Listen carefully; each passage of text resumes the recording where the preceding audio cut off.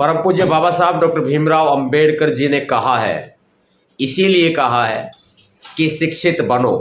और यह बात आज भारत देश के प्रधानमंत्री माननीय श्री नरेंद्र मोदी जी पर लागू होती है। साथियों, क्रांतिकारी जय भीम, जय भारत, नीला सलाम, जय संविधान, भीम सेना जिंदाबाद। जिस तरह से भारत के प्रधानमंत्री ने अपनी गतिविधियों के माध्यम से साबित कर दिया है कि स्कूल जाना और कॉलेज यूनिवर्सिटी जाना, मेरे ख्याल से वो उनकी हवाओं की बात है और सपनों की बात है। भारत देश की संसद, वो भी किसी प्रधानमंत्री या माननीय श्री नरेंद्र मोदी जी की जागीर नहीं है।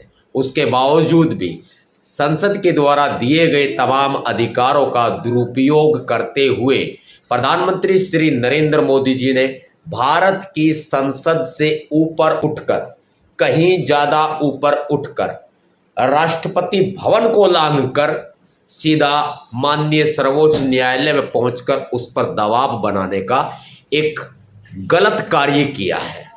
अब ये भारत की संसद और राष्ट्रपति भवन और माननीय सर्वोच्च न्यायालय, यहां तक ये कहना उचित नहीं होगा, बल्कि यह कहना उचित होगा कि भारत के लोकतंत्र के 3 स्तंभ, नंबर 1 विधायिका यानी कि व्यवस्थापिका, नंबर 2 कार्यपालिका यानी कि राष्ट्रपति, नंबर 3 न्यायपालिका यानी कि भारत देश का सर्वोच्च न्यायालय। अब व्यवस्थापिका का काम होता है कानूनों का निर्माण करना और कार्यपालिका का काम होता है कानूनों को लागू करना। वहीं न्यायपालिका का काम होता है न्याय देना। लेकिन व्यवस्थापिका यानी कि विधायिका को भी पैरों के तले रौंदते हुए, अब कार्यपालिका को लांघते हुए और माननीय न्यायपालिका पर अपना दबाव बनाना, यह घोर कुंठित मानसिकता का परिचायक है।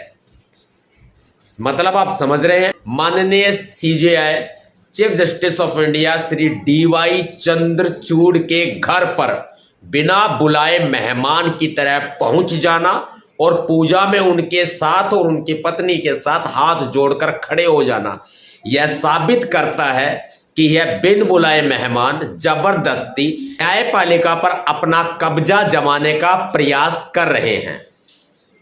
न्यायपालिका को जबरन बदनाम करने का कार्य कर रहे हैं। माननीय सीजेआई श्री DY चंद्रचूड़ जी एक निष्पक्ष व्यक्तित्व के धनी हैं और उन्होंने हमेशा लोकतंत्र की रक्षा के लिए अपने कदम उठाए हैं। लोकतंत्र को बर्बाद करने का सपना देख रहे प्रधानमंत्री श्री नरेंद्र मोदी जी ना ही इस व्यवस्थापिका से ऊपर है, ना ही कार्यपालिका से ऊपर है और ना ही न्यायपालिका से ऊपर है। ये 3 ही स्तंभ भारत के लोकतंत्र के हैं और यही रहेंगे।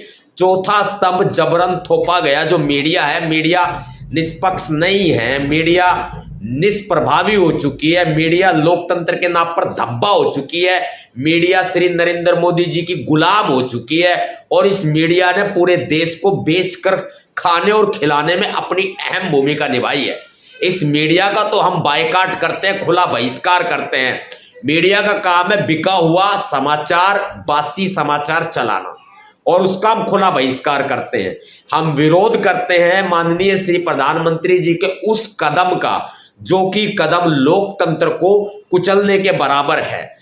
उनके द्वारा माननीय सर्वोच्च न्यायालय के सीजेआई श्री DY चंद्रचूड़ जी के घर पर बिना बुलाए मेहमान की तरह जाना सिर्फ और सिर्फ भारत के लोकतंत्र को बदनाम करने का एक बहुत बड़ा षड्यंत्र है जो बीजेपी और RSS के द्वारा रचा जा रहा है।